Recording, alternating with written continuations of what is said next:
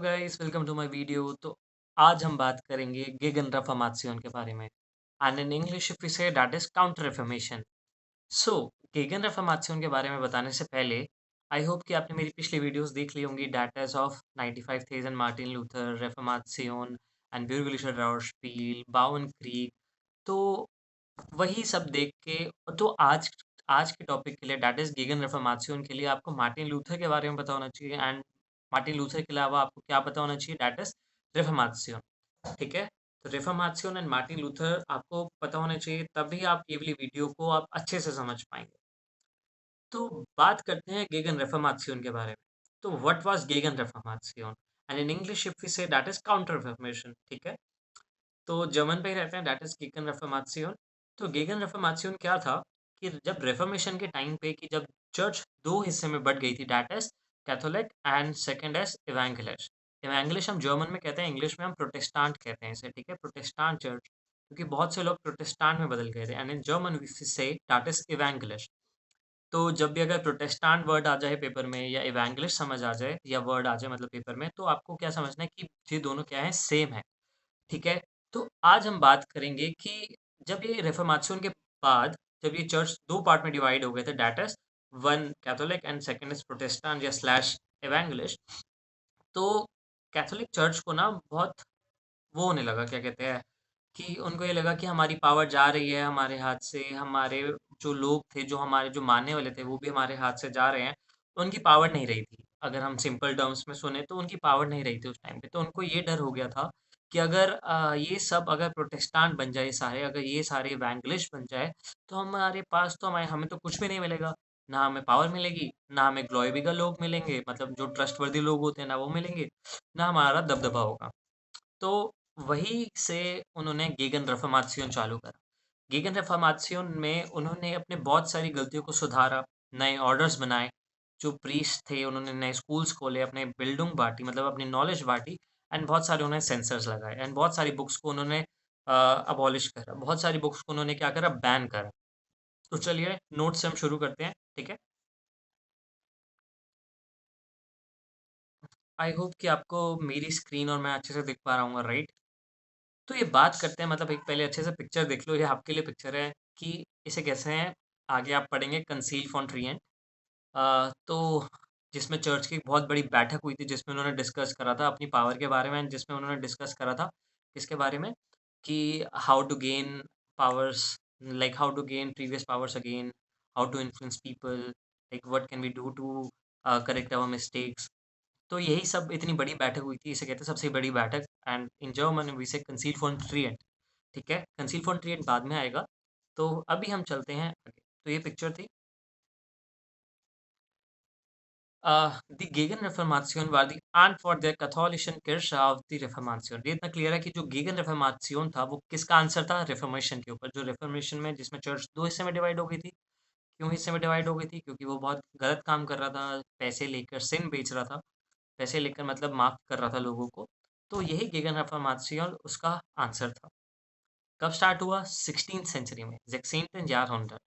Fila मेंशन वुडन एवांगलिस्ट, मतलब ये मैंने बोला आपको अपनी समरी में कि जो बहुत सारे लोग थे उस टाइम पे वो क्या बन गए थे, वो बन गए थे प्रोटेस्टेंट या इवेंगलिस्ट। तो इसलिए उनको थोड़ा अपने पे डर लग गया कि अगर कि सारे अगर प्रोटेस्टेंट या इवेंगलिस्ट बन गए तो हमारी पावर का क्या होगा, हमारे लोगों को क्या होगा, तो हम अपना दबदबा कैसे बनाएँगे?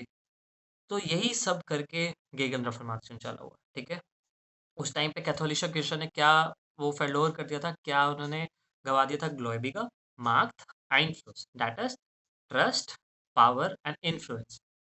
Darum wollte sie Menschen zurückzuholen, stärker wenden, ihrer Fehler verbessern। ठीक है? मेंशन zurückzuholen मतलब लोगों को वापस बुलाना। अब कैसे करके, वो तो उनकी हेडेक है। अब कैसे बुलाते हैं? मतलब और भी पावरफुल बनना, ihrer Fehler verbessern, जो उन्होंने गलतियाँ करी थी वो दोबारा रिपीट नहीं करना।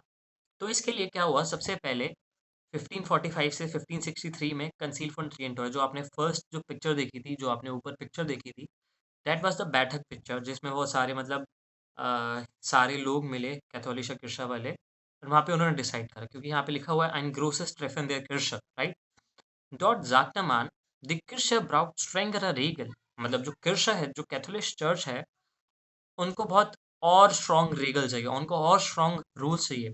मिस ब्राउज़ेल आउफ़्योरन जो गलतियाँ कर रहे थे, जो इस चीज़ का फ़ायदा उठा रहे थे अपनी पावर का, उसको खत्म होना है एंड प्रीस्ट म्यूसन बेसिलियन जो उनके प्रीस्ट थे, जो उनके फादर थे, उनको अच्छा लाइफ मिले। तो इसके हिसाब से जो एक जेस्यूट ऑर्डन होता है, लाइक जेस्यूट आप वो समझ लो कि जो एजुकेशन के जो फादर होते हैं, एजुकेशन मत के फादर इन द सेंस कि जो चर्च के जो प्रीस्ट होते हैं, क्योंकि वही एजुकेशन बाँटते हैं, वही कैथोलिशा जो एजुकेशन होता है वही बाँटते हैं और जिनके पास बहुत सारी नॉलेज होती है, ठीक है? चर्च के हिसाब से, गॉड के हिसाब से, तो उनको वहाँ पे जेस्यूट बुलाया जाता था। तो उन्होंने एक बहुत सारे ऑर्डर्स बनाए जिसमें ऑर्डर्स में क्या था कि हम बहुत सारे स्कूल्स बनाएँगे, ठीक है? मैं आपको नीचे दिखा देता हूँ। Gründeten Schulen, unterrichteten Menschen und verbreiteten den katholischen Glauben। क्या? स्कूल्स को बनाएँगे, स्कूल्स को कैसे बनाएँगे? जिसमें वो कैथोलिक जो स्टडी है उसको आगे बढ़ाएँगे, कैथोलिक जो लोग हैं या कैथोलिक जो स्टडी है उसको बढ़ावा देंगे, मेंशन को समझाएँगे कि हाउ कैथोलिक जो है, जो चर्च होता है कैथोलिक चर्च की वो कैसे अच्छे होते हैं, कैसे हेल्प करते हैं लोगों को आगे बढ़ने के लिए एंड फेवराइटेड एंड देन कैथोलिशन ग्लाउबन वही कि जो अपने जो ट्रस्ट है, जो बिलीफ है कैथोलिक चर्च का वो आगे बढ़ाएँगे, जो लोगों तक पहुँचाएँगे और लोगों तक पहुँचाएँगे।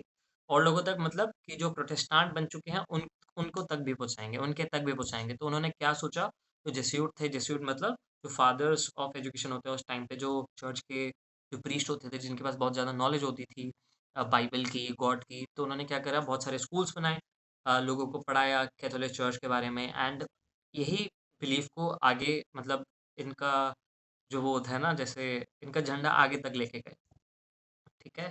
अब हाँ, ये तो दोनों तो बहुत सही चीज़ें हो गई। हाँ, और एक और चीज़ बता दूँ जो अबलास ब्रीफर थी ना, अबलास ब्रीफर मतलब जो पैसे लेके माफ़ करना, वो इन्होंने अबॉलिश कर दी थी कि ये बोल दिया था कि ये सब हम नहीं करेंगे, ठीक है? पैसे ये मॉनेटरी टर्म से नहीं होगा, ये ओनली बस स्पिरिचुअल टर्म से होगा। जैसे जो मार्टिन लूथर ने बोला था कि गॉड ही आपको हेल्प करेगा, तो वही है उसमें हेल्प करते थे। तो ये एक अच्छी चीज़ करी थी कि उन्होंने अबलास ब्रीफर जो थी उन्होंने कैंसल कर दी थी। तो अब बस क्या होगा स्पिरिचुअलिटी स्पिरिचुअलिटी से होगा, मॉनेटरी टर्म से कुछ नहीं होगा, ठीक है?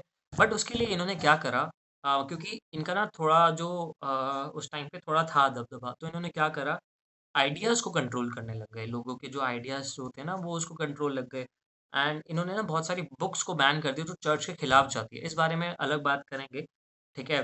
बुक्स इन द सेंस जो चर्च ने बोल दिया कि ये चीज़ है तो है, ठीक है? वो अगर बुक्स इसको डिनाई कर रही है कि ये चीज़ गलत है चर्च की, चर्च को मानना चाहिए, तो वो इन चीज़ों को बैन कर देते हैं। क्यों?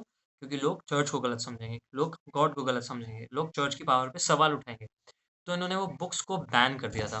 तो बहुत सारी बुक्स थे फॉर एग्ज़ाम्पल गैलीलियो गैलीलाई ने आपको अगर आपने सुना हो गैलीलाई के बारे में जिन्होंने बताया था कि जो अर्थ है वो सेंटर नहीं है, वो सन के घूमती है, राइट?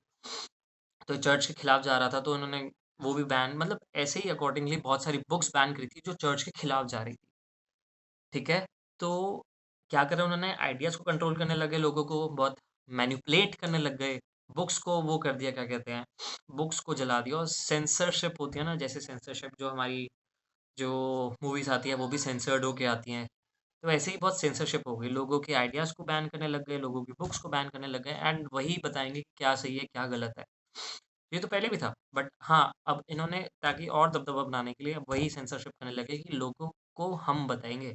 लोगों को हमारे माइंड हम ही इन्फ्लुएंस करेंगे उनके माइंड को कि क्या गलत है एंड क्या सही है, ठीक है? तो इसके जो आफ्टर इफेक्ट्स थे, जो इसके फॉलगर थे तो क्या हुए?